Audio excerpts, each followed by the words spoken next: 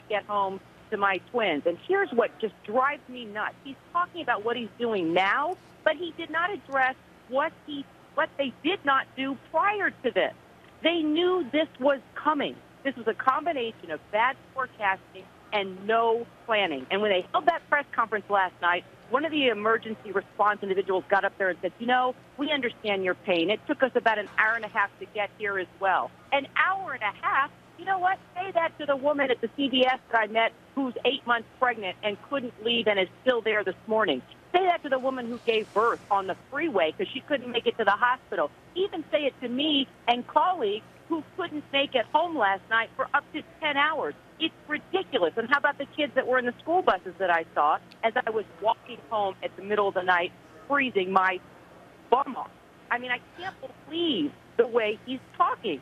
They screwed up, Carol, and they need to own it, and they need to realize what they need, or they need to implement something differently. And he mentioned 2011. Yeah, people had warning in 2011. I was a part of that. I remember people stayed home. That's why it wasn't as bad as this time. People weren't told to stay home soon enough. Schools should have been canceled, and we shouldn't have been in the predicament that we were yesterday. Well, here's what the mayor said about that, Kira. He said, hey, I'm not in charge of closing down schools. That would be the school superintendent, right?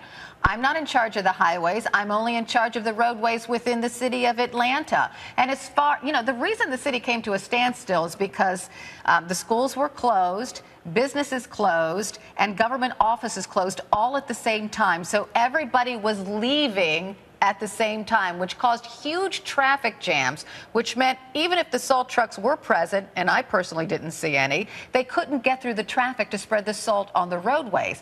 Now, the mayor did admit there could have been better collaboration between public officials, and it seems to me right at the moment there was none.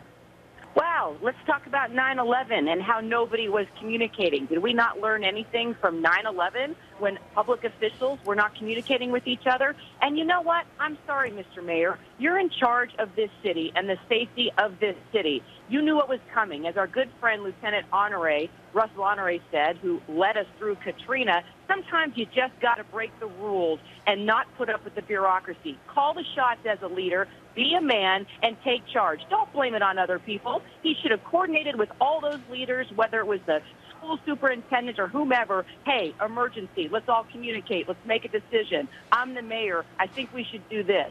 Take charge, don't point blame. They screwed up, Carol. I've never seen anything like this before, as in all the dozens and dozens of people that I talked to on that trek home. People were desperate. I have never seen people this desperate in our city, and I've never seen them stranded this long. There are still people all across this city in schools, drugstores, grocery stores. They look like homeless people spread out on the floor. And I've been sending in pictures all through the night and the morning. People still can't get home.